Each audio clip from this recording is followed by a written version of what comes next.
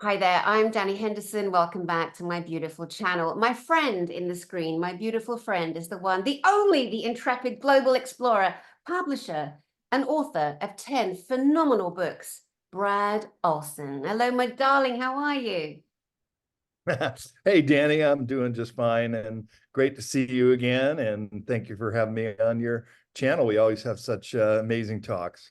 We do, and I love and adore you so much, and I admire you, and I just can't get over how much information and disclosure and intel and science and history and research that you bring into the field and how you wake people up. I mean, for a kickoff, you're 6'8", so when every conference you go to, and there are a lot of them, you're always at the conferences because you're one of the most popular speakers of our time, most definitely, in terms of disclosure and giving a voice to real life happenings. 6'8", tall drink of water. You are such a lovely guy. And one of the things I admire about you that I could learn a few tips from is that you're able to stay neutral. You don't Mm. align with, there's no side with me either. There's no sides, you just keep going and delivering and turning up. And I know how you love to do the big panels and adjudicate the panels, and you always have the best time. And yeah, so how's that going? How is conference season going for you so far? Well, conference season's going great. I just came back from Contact in the Desert, and they allowed me to be the moderator on the ancient archaeology panel. So that was a great honor. And I also did a workshop and an intensive and then a free talk, and I was on another panel. So yeah, my profile is getting bigger on the conference scene. But like we were saying in the pre-interview, Danny, it's not about any one of us individually. We really have to stay humble in all this and realize we're just messengers. We're just researchers who is bringing this to the fore, and we're just helping people understand this momentous period in history when we're on the brink of making a meaningful connection with the star families that we all know are here and watching us and wanting us to succeed with these conferences and our books and these interviews because we're helping awaken humanity. And so I'm just very honored to play my role. I never felt like it was about me. And I just am a very good speaker. My grandfather at a young age said, Brad, you've got the gift of gab. You could be a salesman or a lawyer. And even though I did do sales for a while and did quite well, actually, I never was a lawyer. But the point is, we use our talents as best we can. And if you're in service to all, then it should just come very naturally to use whatever talents you have and bring them to the fore. Because really, we're the ground crew down here, Danny. We're the ones who are manifesting and helping usher in this incredible age. And so it's just a wonderful honor to be able to have the stage and bring about some of this information. As you know, my last three books are on esoteric subjects. This is all the information that's been withheld from humanity. And we have been just lost in this jungle of illusions. A CIA director said, yeah, we're in the wilderness of mirrors where you don't really know what's real and what's not. And so much manipulation has gone into programming the human race. So only now, with the advent of the internet, have we been able to look at all these different data points, I call them, and put together this mosaic of who we are as humans on this planet. And oh, believe me, history is one of the most edited and distorted and changed fields that there is. So many of us, like Dr. Michael Salo, who you just had on the show, and of course, Elena Danan, we're all looking at history through a different lens, and that is finding new information, new data that suggests, oh, well, perhaps there were giants walking the planet at one time. There are galactic federations out there, and they're keeping an eye on humans, but they want us to do the heavy lifting. We're the ground crew down here, and we're the human race. So really, it is our responsibility to make this meaningful disclosure and connection with our star races happen on a human level. So Absolutely, That's absolutely. Let's do a little bit of a timeline walk backwards. Over the last few years, you and I have been witness to pretty much everything. And you and I, as individuals, are perfectly aware of the CIA and the FBI and the dirty play that they put into the field. So let's say there's a real piece of information that someone's disclosing. Often they'll come alongside it, on a donkey, and then throw something else into the mix, which then confuses the information. I remember hearing years ago a statement that it's like a 90% truth and 10% lie with those Muppets. But I don't believe that. I think it's way more than that. Let's have a little play here, because I've never had this particular conversation with you, and I think it'd be quite fun. It might light some people up, and that's all right. Because, the thing is, for me, part of my role, and what I do on my mission, and having had my own direct contactee, beautiful, benevolent contactee experiences in real life, in real time, physically. And I do push that at the moment. I feel like I've got a duty to talk about my physical interactions with ETs, my paranormal, my alien, my demonic interactions with these beings, because they do exist. The more that we can drop the encasement, the prison of religion that terrifies us to have a look at this, that we'll be stronger and smarter together. And it's all right to discuss our real experiences, but not just stay there, and not try and become completely crazy famous because of it. Because billions of us have had beautiful supernatural paranormal experiences. It doesn't make us any special than the next person.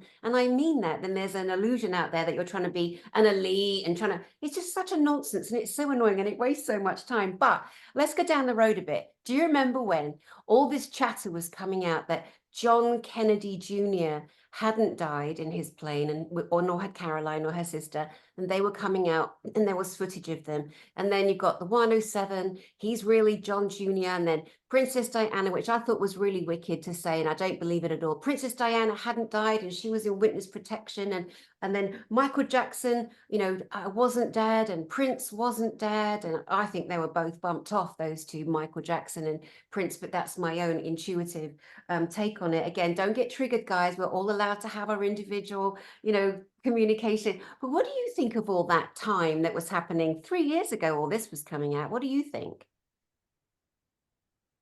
Yeah, that there is the possibility that maybe one or two of them may have gone into witness protection program, but not all of them. You also hear Elvis is still alive or Jim Morrison's still alive.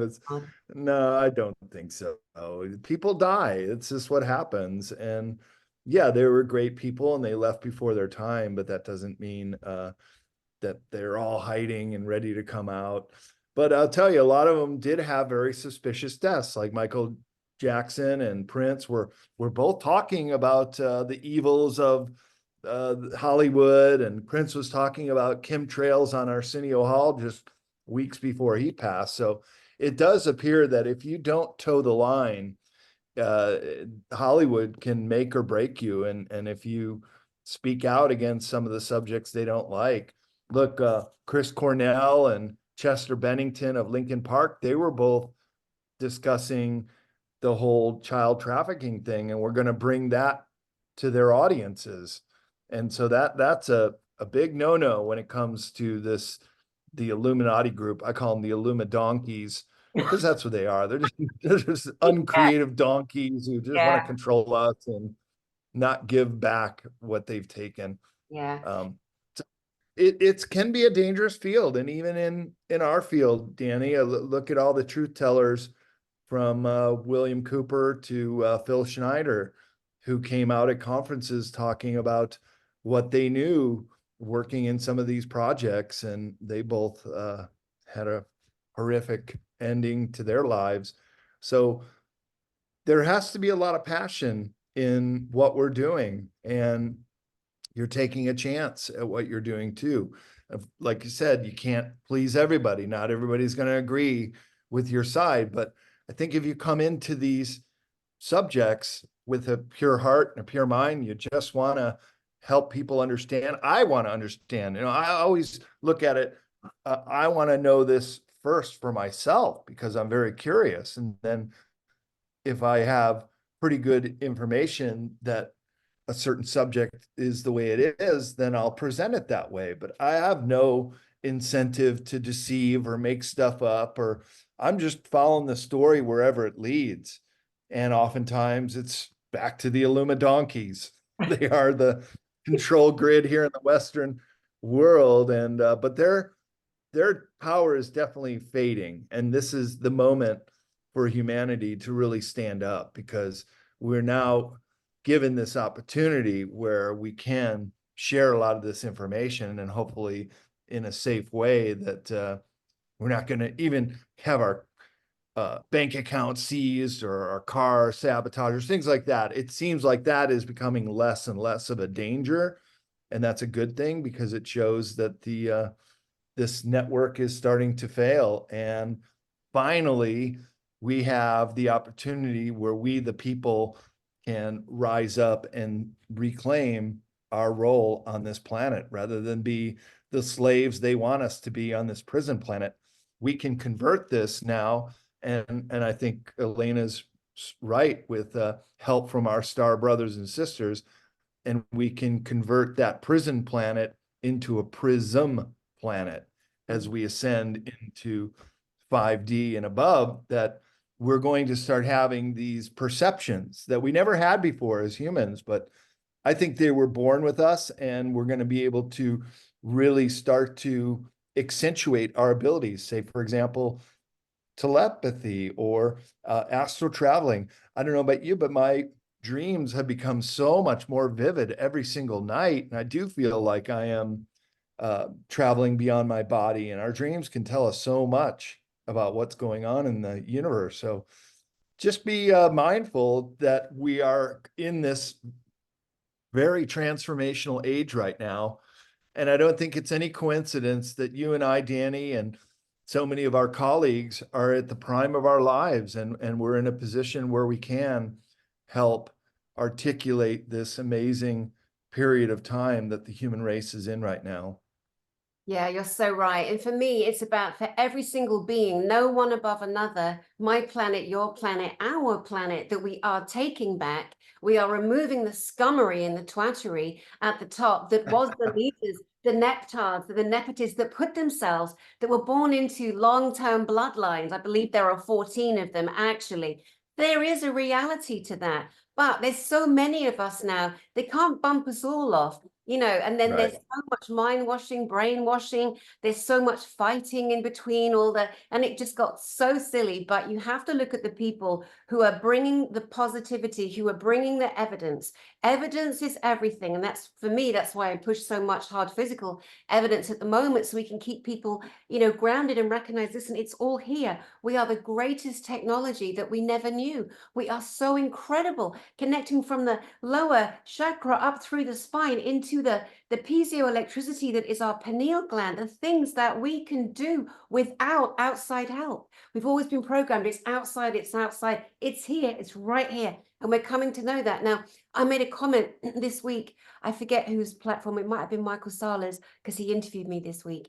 And we were talking about the satanic rituals and the satanic families, because we must land in ourselves now. It is satanic, it is military, it is government, it is science, education, religion, media, IT, technology. Every single system is infiltrated by nefarious motherfuckers. And we have to be okay with saying that. The Vatican, which we'll come to, it's so important. Anyway, someone said about, they weren't sure if they'd had a dream where they realized they were dreaming. So I said, oh, that's what we call a lucid dream, LUCID. And I've been having this since I was a tiny child. I assumed everybody else was. What I do when I'm in a dream state and I realize, oh my God, I'm awake, I always pinch my arm really hard.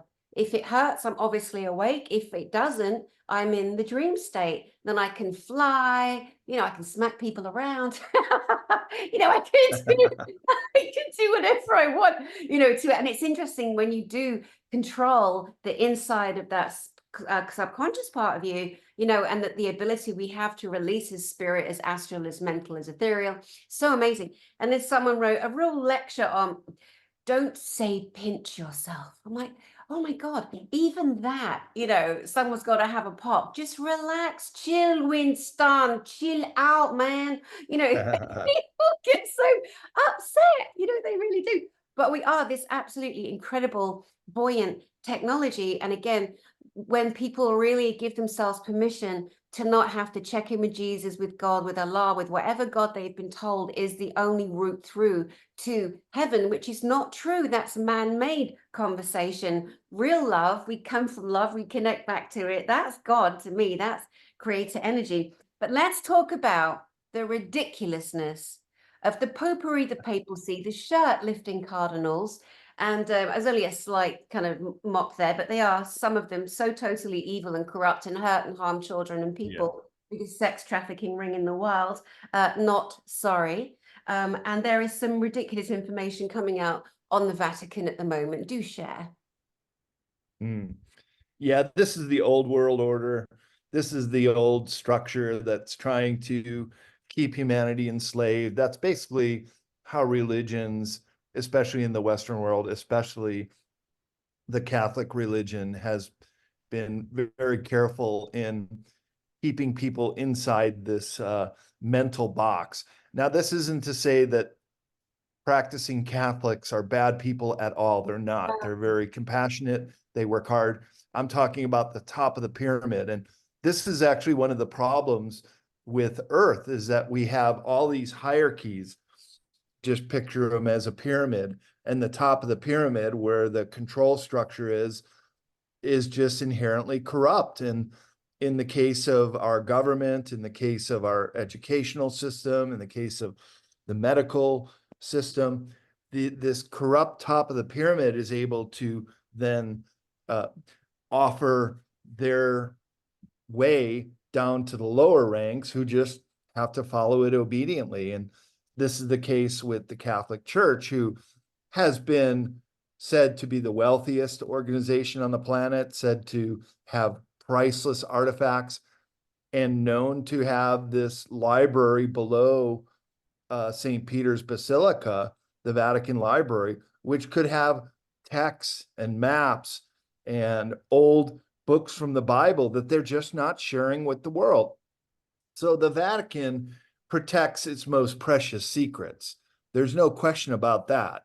And for them to come out at this press conference just a week and a half ago, and basically it's their first press conference on UFOs and mysteries since 1978. So it always seems like when they need to shape the narrative, they'll come out with a press conference.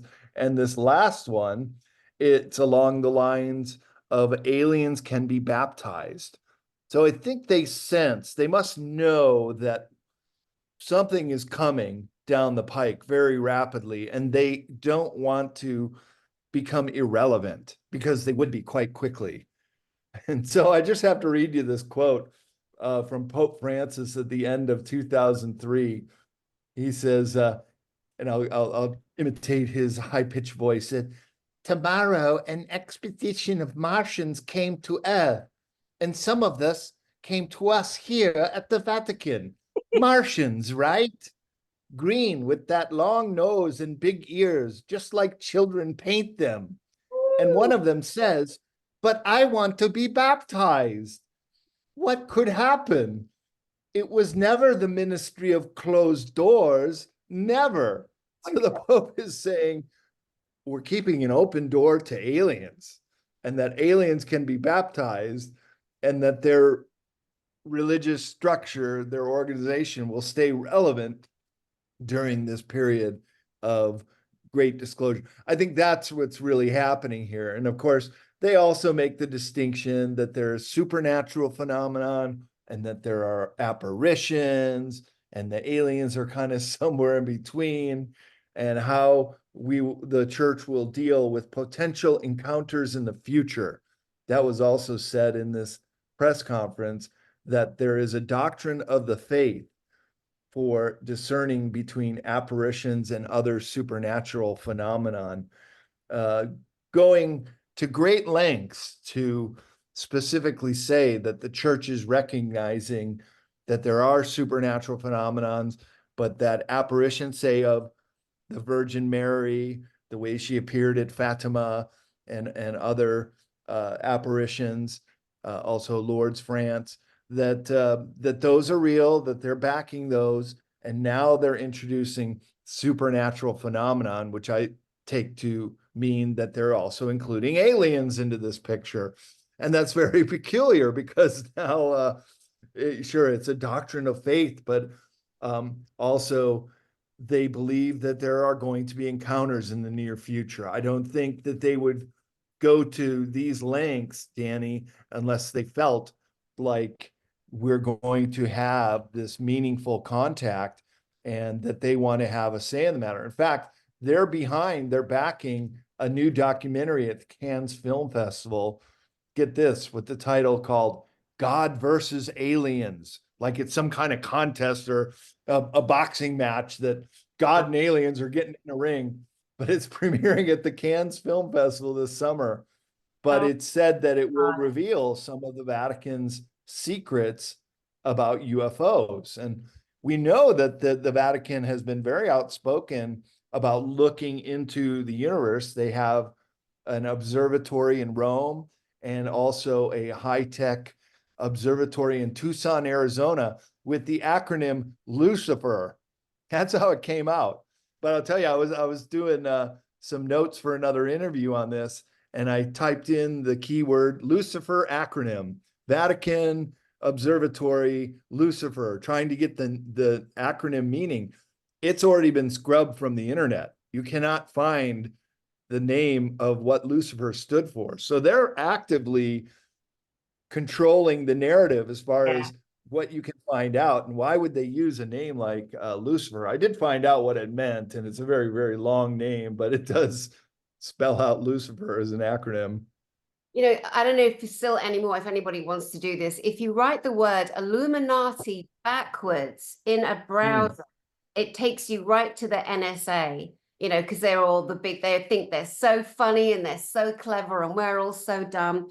And Yep. it, so, you know, a pope in 78 said that there are green men with big ears. No one's ever seen a little green man, a little Right. gray man, you know, but not a little green man. And the fact that the arrogance of a body of personage who would actually deem that intelligent species from a different system, that we apparently can't even get to the moon, which of course is a lie. We're all over the universe, and the Vatican know that, Right. shaming them and everybody else.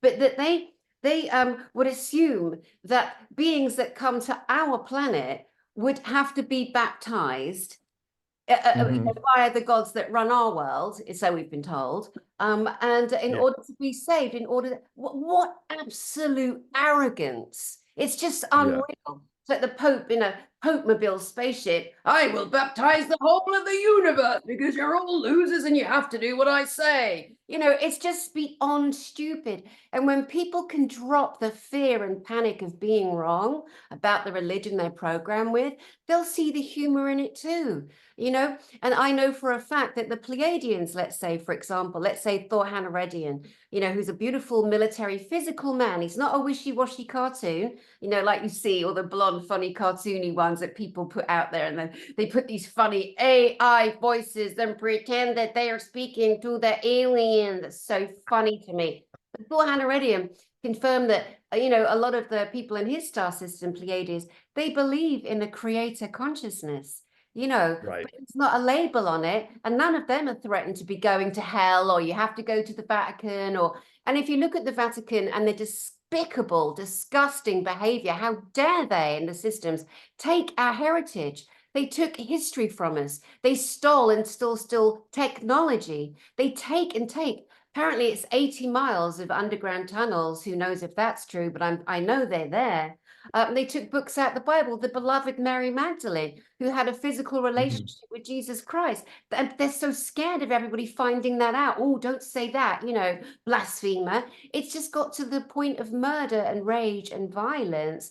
I had a crazy woman emailing me in the name of Jesus. I'm like, mate, shut up. I love Jesus. I have my own relationship. I saw him at 7. He's a real being. Don't preach to Hmm. me.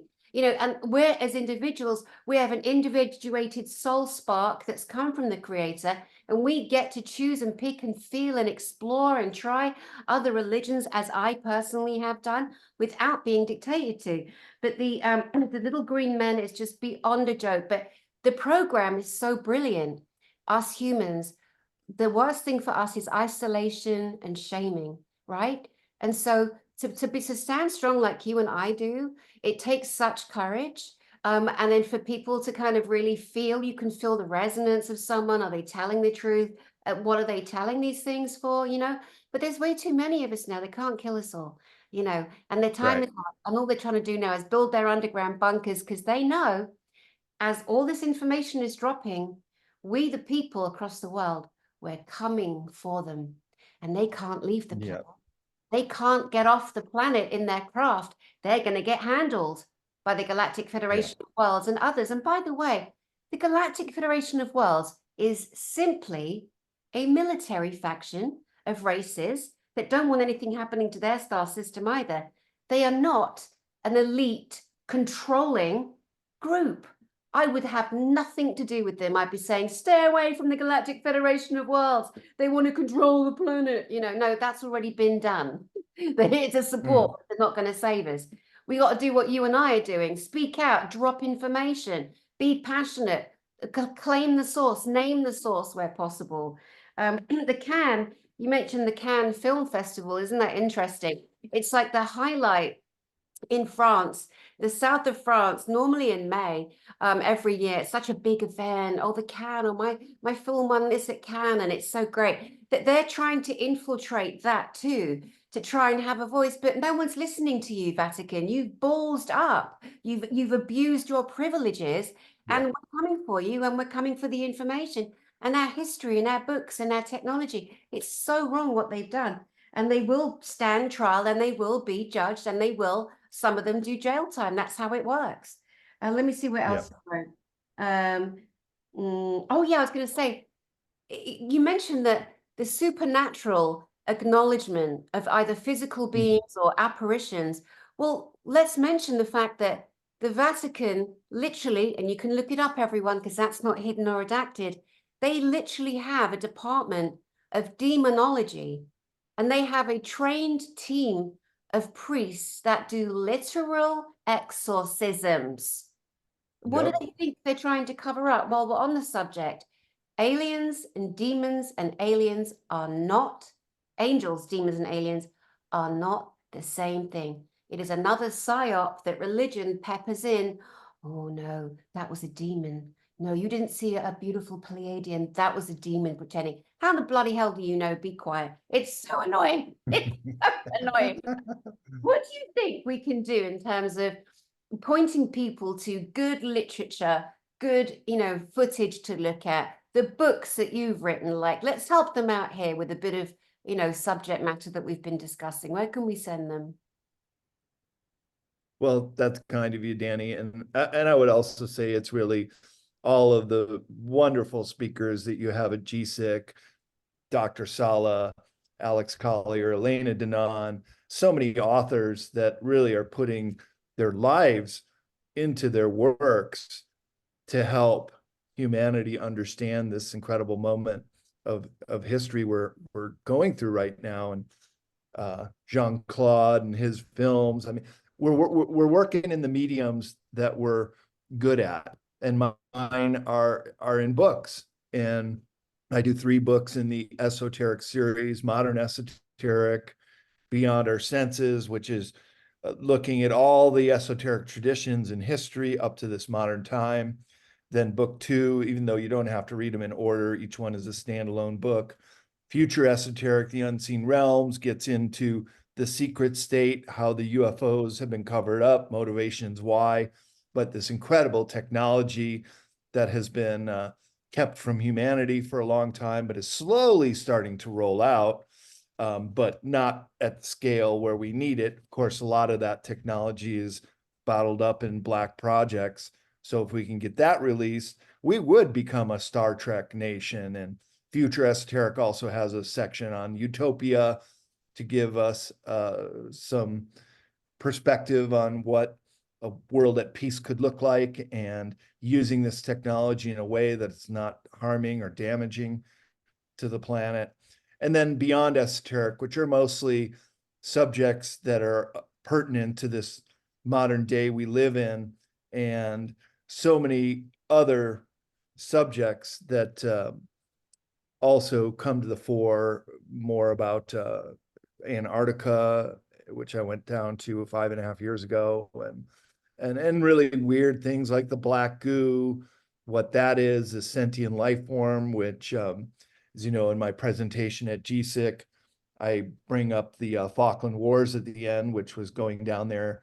The British were really interested in the black goo more than recapturing these islands, and the Armada split into two sections. I didn't know this until I started researching it, that the Falkland Wars ended at this base where they were doing research on black goo just off the Antarctica coast, because it's a frozen island. And when the black goo is frozen, it's inert.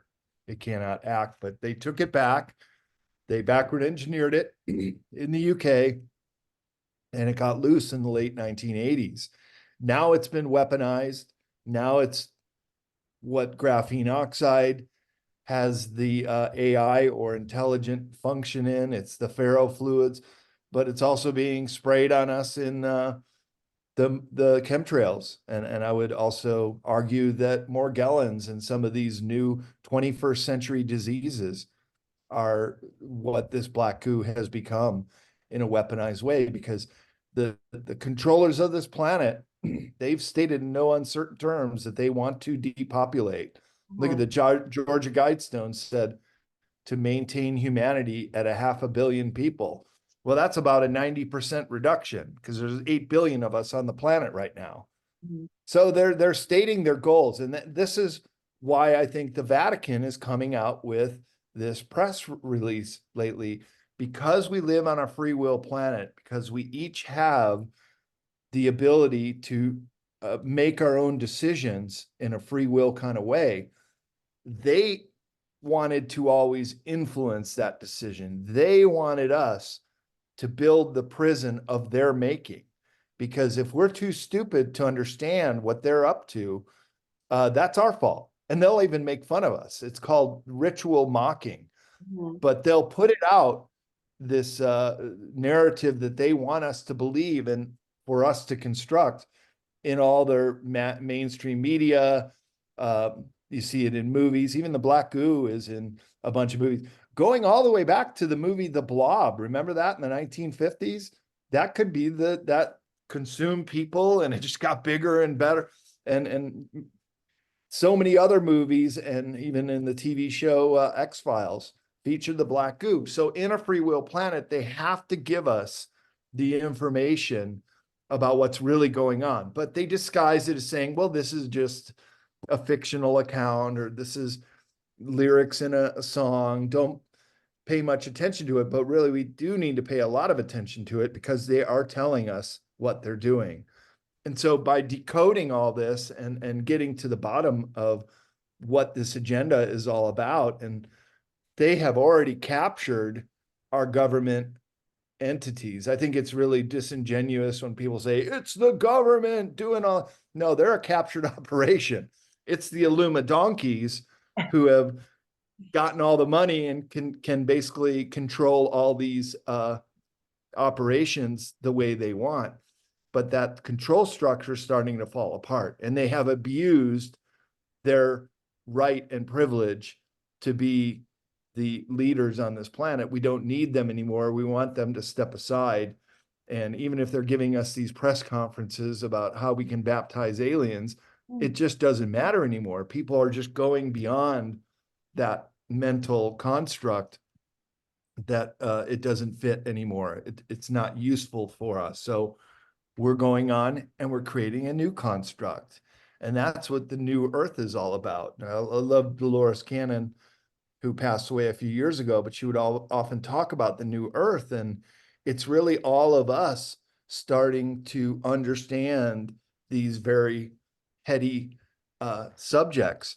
And that's what the Great Awakening is all about. This is only 5 years since we've heard that term, Great Awakening.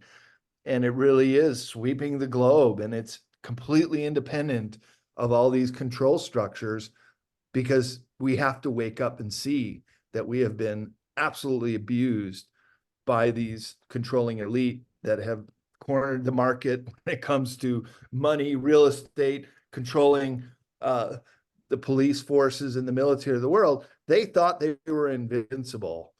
But so many of us, and we have the numbers, Danny, when we wake up, it's certainly game over for them. But we're in the early stages of seeing this whole planetary control structure starting to collapse. And it's a wonderful thing. So people are a little nervous. Oh, what if the financial system collapses? What if all these things that we believe are sacrosanct? And I loved it when Alex Collier said, all the government organizations are corrupt. The only one that we need to keep is the Postal Service.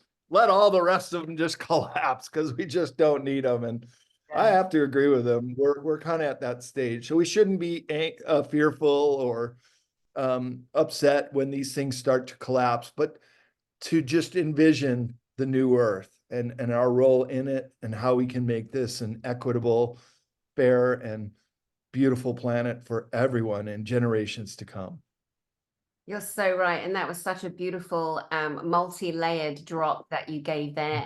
And this is why it's just so lovely to sit and talk with you and hang with you, because we just remind everybody back into the field the same information for them to go a bit further along with their thoughts they might have had a couple of years ago, open that back up, sit with it now. Where are you now in your belief system? Who do you trust out there giving information? Do you trust yourself? Are you ready to come out with information now? And again, the thought of celebrity, the worship, you know, the one celled amoebas that have put themselves out there, but there cannot be one single leader. There can simply not be one Godhead anymore. It doesn't work.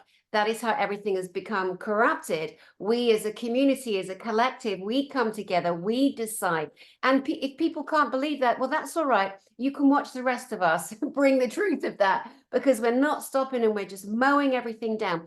I was so happy. I was in Costa Rica, July the 6th, the day those stupid Georgia tombstones, I call them the tombstones, because they predicted like that. death and the doom, right, of humanity. Yeah. And they failed, and it was taken down.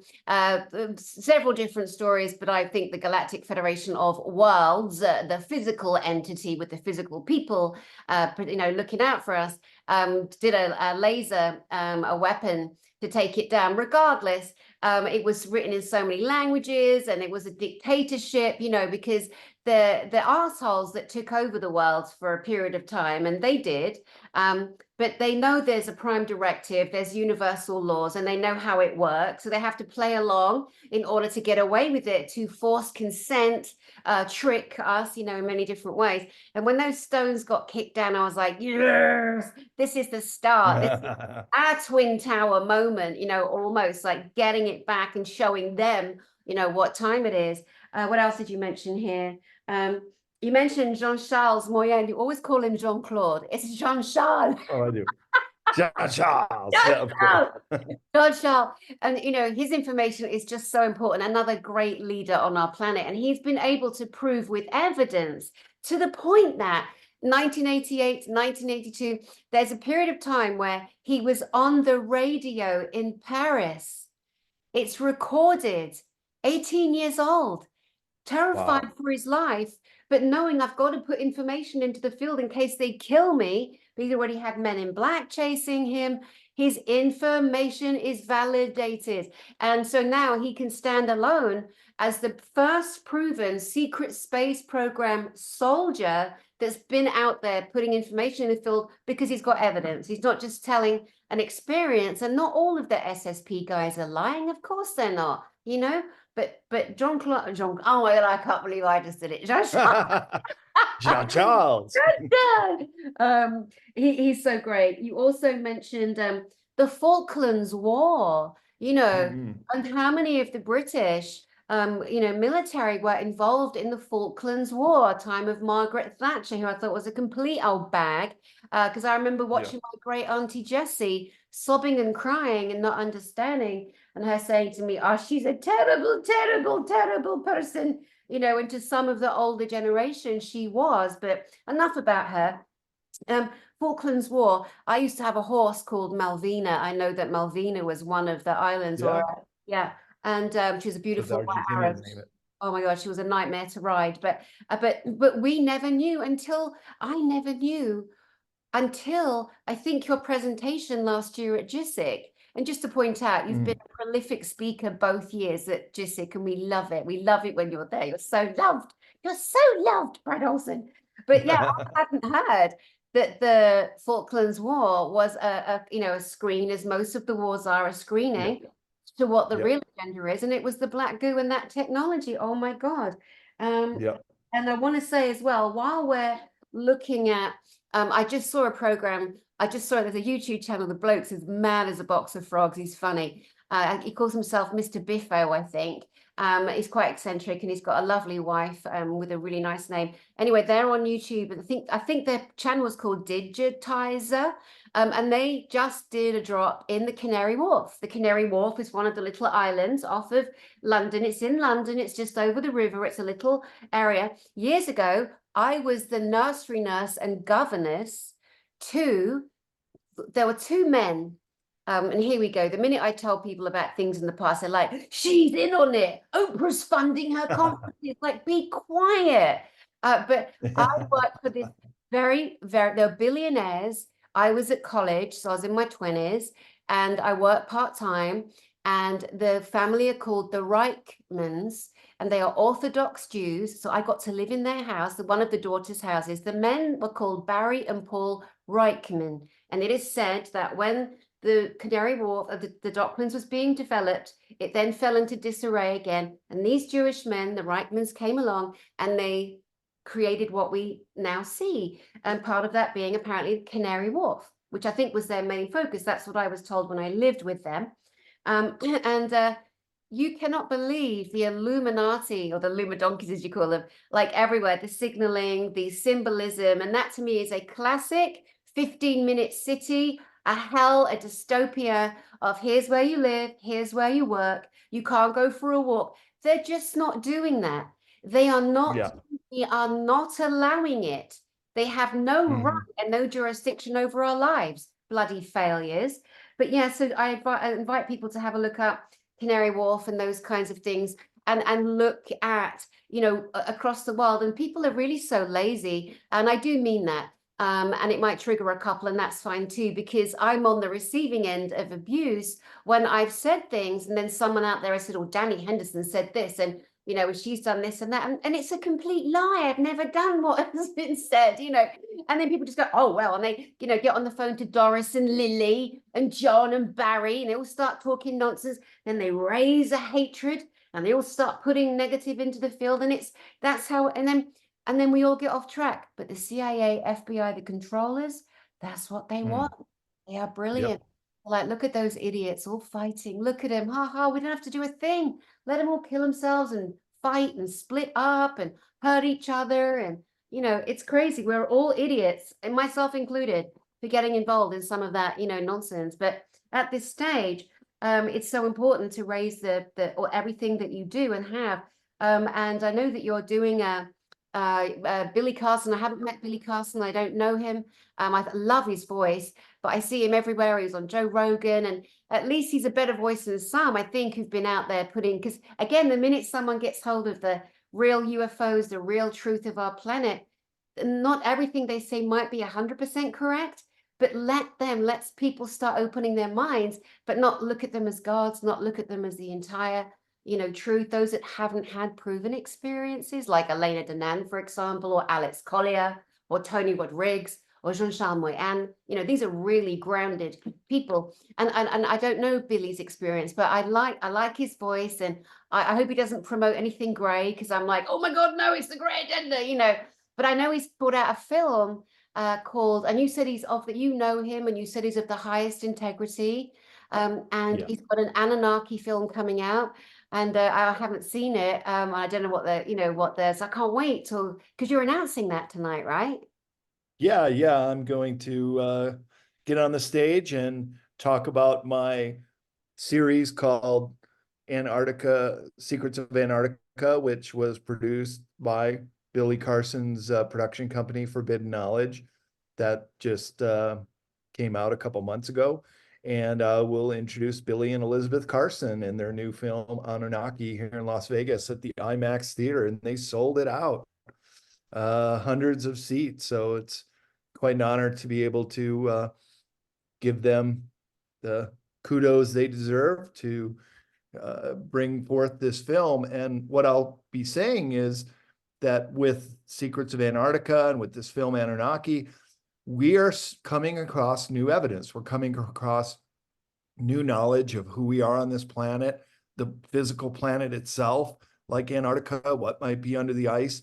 And this is all for the benefit of humanity, to tell people what we have discovered as researchers. And that's all we are. We're just those that are looking to connect the dots and bring this all together and put it into a comprehensive format for people that is going to help bring us all up, because so much of the mass media has also become a captured operation. We can't trust it anymore. They always try to take us where they want us to go, but that's not always the way truth and history is. So we really have to look at this with uncritical eyes to examine all that has been taken from us and hidden and obscured. And that's really the essence of what esoteric means, is just knowledge that's only known by a select few.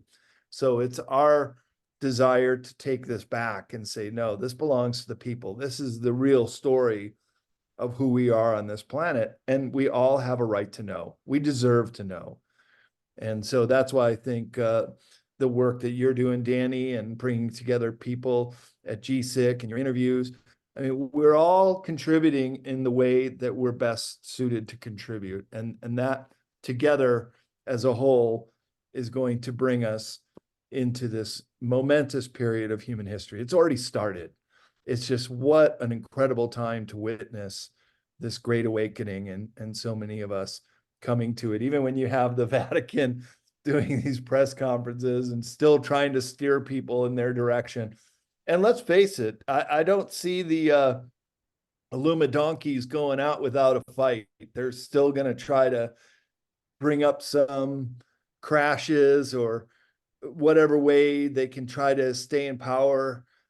Heaven forbid a World War III. I do think it's going to be averted, but we're going to get to the brink, and it's going to be a scary moment for a lot of people, thinking that this is the end of the world, but really it's the beginning of the world, and Yeah. a beginning of new consciousness on this planet. And that's why it's such an exciting time to be alive. It's like the old guard is dying, and they are being shown what the new system is. It's not a new guard, it's a guardianship of all of us together taking back our planet on many different levels. Oh my God, there was so much you said there. I wanted to bring this beautiful replica of the Eridu Genesis. This is the tablet. This is the Sumerian tablet. I went with Elena Danan because it's all very well spewing into the field and doing interviews like I do and she does, and not going back to a point of source on our planet. It's become such a subject of the Anunnaki and the two brothers, Enki, Ea, the same person, and Enlil, the evil one, and then why someone decided to come into this beautiful collective group of people like you and me and people we've mentioned, and then try and say Enlil is the route through. Why someone like, be very suspicious of disinfo people like that, guys. So me and Elena went to the British Museum in London this January, and we went to find the original artifacts that haven't been redacted. And there's not enough of a panic yet where they're being taken out of the museum, so we can't locate original source. But this is one of many tablets, Sumerian tablets, which tell the history. And this one in particular says about Enki creating thought and preparing humanity to say there's going to be a flood. You need to build an ark. Now, it wasn't a big old wooden ark. It comes to pass, it was a massively technological advanced ark. And it didn't take animals 2 by 2, it took DNA samples. And again, that might be hard for some people because it's letting go of a romantic illusion. That's a delusion, but they'll find in their own way, their own discovery. But Elena and I went and we looked at all the artifacts, and we saw the beautiful representation of the Akpalu, which are the beings that wear like the fish, they're kind of like a fish style uniform that was mimicked by the cardinals with the mitre hat, you know, trying to take the original symbology of beauty. But the Akpalu were the seven scientists that are awakening. And so as the Vatican shits itself and panics, like, oh my God, the giants are awakening, this was always going to happen. They failed in taking over on time. And as everything was going to disclose, it is disclosing. So again, back to the eridogenesis, going back to something that is thousands and thousands and thousands of years old, which usurps anybody that brings a book out, makes a film, makes a video, you know, or questions and says, no, Enlil is the good guy. No, he's bloody not. And here's the bloody truth.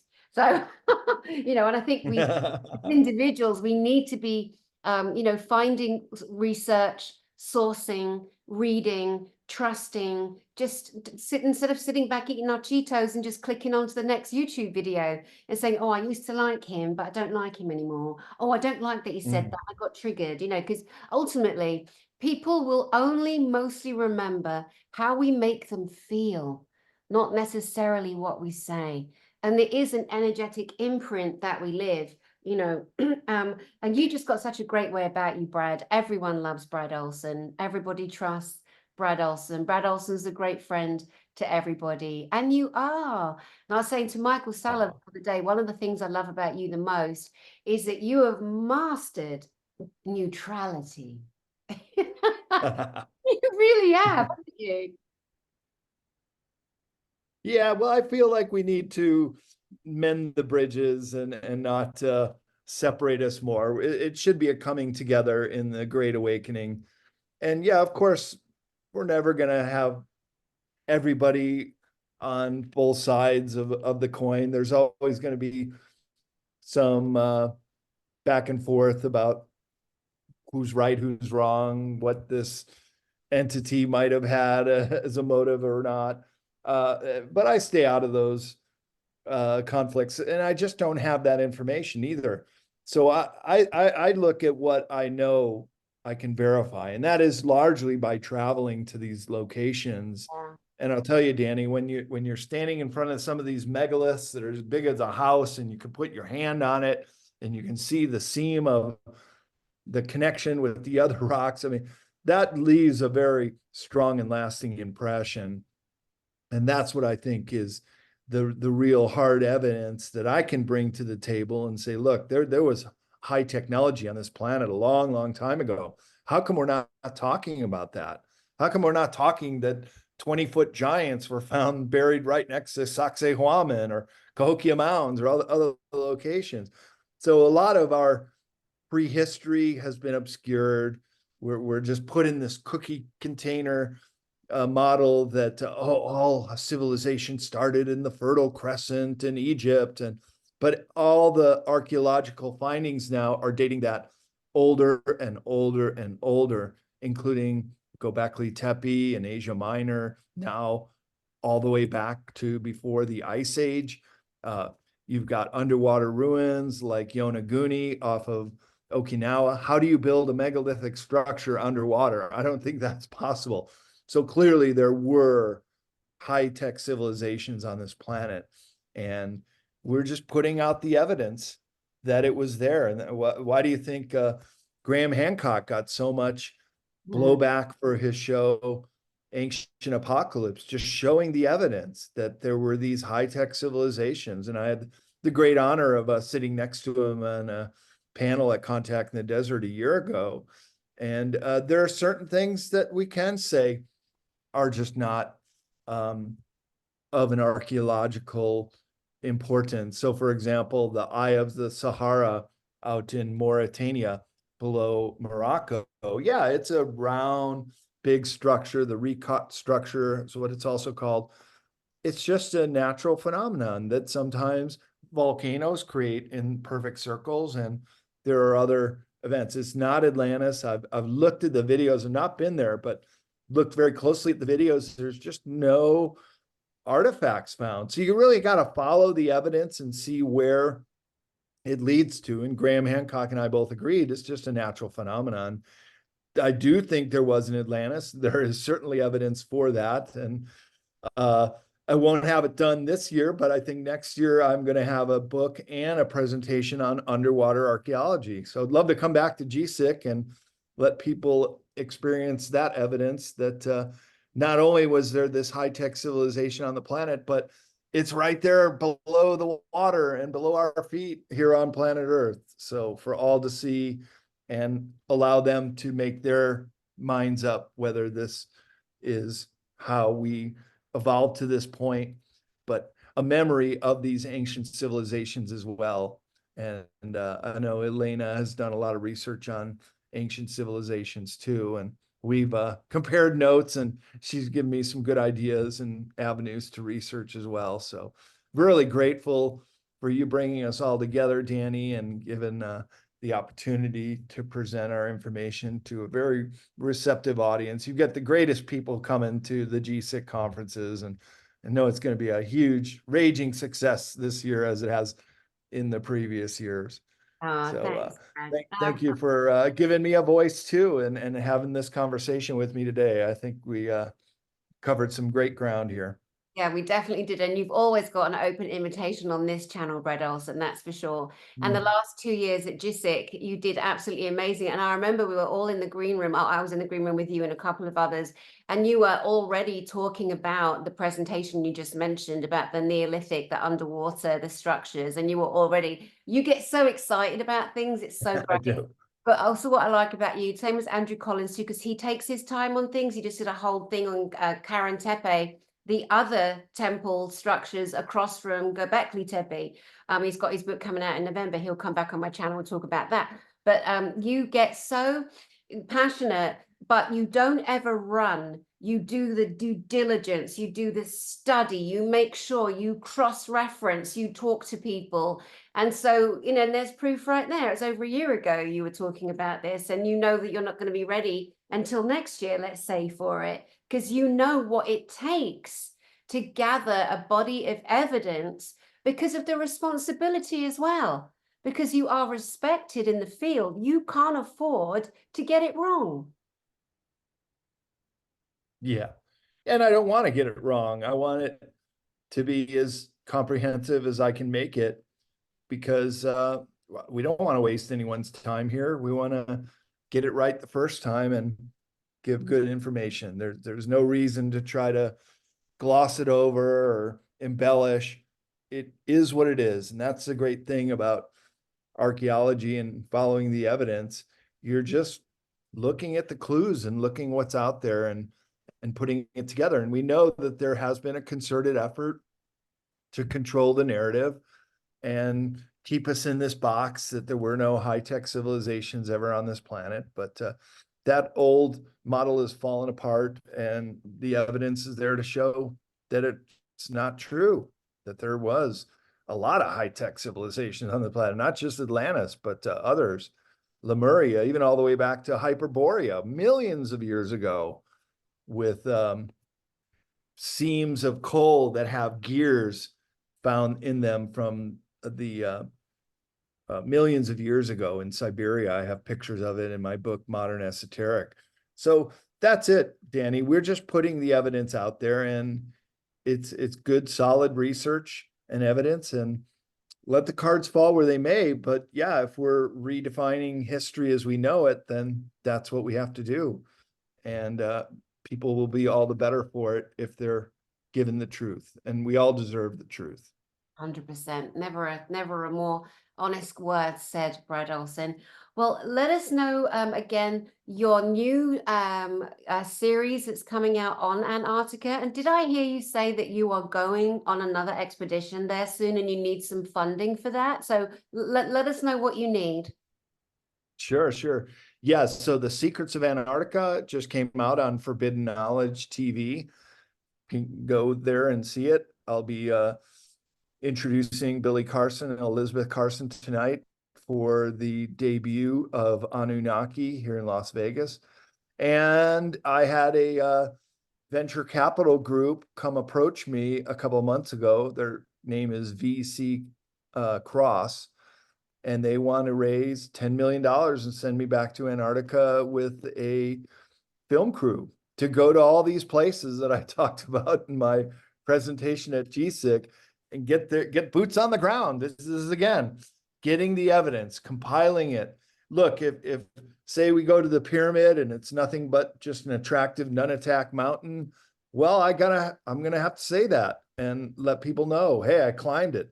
I took samples. It's just a mountain, if that is the case. But if it were to be a pyramid that was built through a higher intelligence, that's a complete game changer. Then that's showing that there was a civilization millions of years ago, or at least hundreds of thousands of years ago before Antarctica was frozen. So these questions are out there. The answers are out there to these age-old questions about who we are on this planet. Sometimes we just have to do the little footwork to get out there. So yeah, hopefully this will work out and I'll go back down there. But you know, it's an inhospitable climate. It's not an easy trip to make, but I'm willing to do it because I think it would be a really groundbreaking film to do a documentary about all these sites that Yeah. we That's go so down there. great. And to have an actual, I'm sure you've researched them because of course there's a lot of Billy bullshitters out there that want to do this and want to Yeah. jump on someone's game. But again, thanks to you, you educated me and many people that have seen your information that because you physically went to Antarctica, not only did you describe the horrific, harrowing journey it takes us. So, you know what's great though, is because you've done it once, you'll be so much more prepared mentally for what is going to happen. So you are still the perfect person to do that. But you brought back proof and information and photographic evidence of the German influence in Antarctica, New Schwabenland, New Berlin. I had never heard that. Most people had never heard that because that information's been kept from us. No, the Nazis didn't carry on after the Nuremberg trials. No, they're fine. There's nothing such like Paperclip, Project Paperclip or Operation High Jump. It's all a make-up. Well, you went down to Antarctica, mate, and you put it right back on the table. Well done. And I'm proud of you and grateful these people can see the real deal, you know, great archaeological researcher that you are and more. And now you're going to get to go down there. That is just amazing. Amazing. Is there anything book-wise coming out from you again that we need? Not that you haven't done enough already in terms of your beautiful books, but anything else coming out, even from your own publishing company that you want to share? Well, we just did release Laura Eisenhower's new book, Awakening the Truth Frequency. That's doing real well. I'm coming out with a second edition of Beyond Esoteric at the end of the year. And then I do have a new book called Underwater Archaeology in the works, as well as another one on specifically just Antarctica called Esoteric Antarctica. So I'm actually working on two new books simultaneously, but that's fine. I'm in the research stage and I like to take my time with things and, as you said, get it right.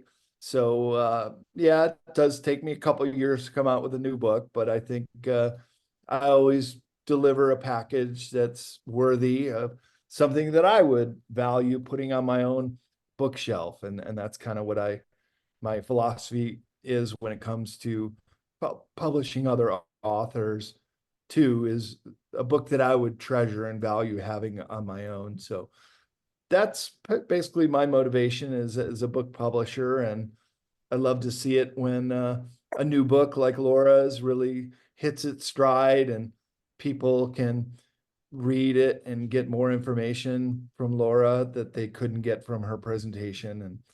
And it's just a really honor to be in the position I'm at, to be able to publish other works through Yeah. CCC Publishing and also my own books and speak at conferences and even get to go off on these incredible trips. As you know, I was in the country of Laos in January. It was mostly a press trip, but I financed my own trip to go out to the Plain of Jars, which has legends of giants building these jars as drinking cups and so many other weird and wonderful things. So it's just a great time to be alive and still be able to backpack travel and go deep into the jungle if I need to. And I just love exploring new lands and meeting new people and coming back and telling a great story about it. That's amazing. You were born for this.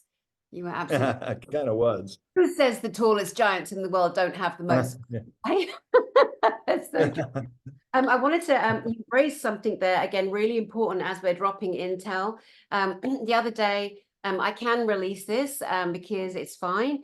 But and a lot of people are so terrified of seeing all of the boats and the ships and the different warships from different countries, China, Russia, etc., off the coast of Miami. There's been so much movement there. But I've been advised that they're actually some of these countries and war battalions are exchanging technology. They're exchanging country to country. So while it might look like, oh my God, it's absolutely going to kick off the coast of Miami and a bit further out, Cuba past there, it is a gathering of, countries. I won't say global leaders because, that's a concern. But we are at the point of exchanging technology like it's never been done before. And I believe also one or two of the arcs, the space arcs, the giant monolithic highest technology, I have been advised that one or two of those are on the move. They are on the move. And they do also cause some turbulence, but I mean, they're under the water, so there's some turbulence. But again, for people not to be so frightened that there's not enough happening, disclosure is in full happening. It's happening slower than most of us want, but it is happening. And so we need to get on board with that, recognize that. And then for each individual, the best they can do is heal themselves, heal the inner child, start there, raise frequency so we can all be a beautiful harmonic match of frequency as and when everything is happening and our planet is raising in her consciousness. I mean, it is an amazing time. Yes, it can be so bumpy and so scary and so terribly stressful. Yes. But the end result, and the more we speak out, the better. Brad, you're a legend.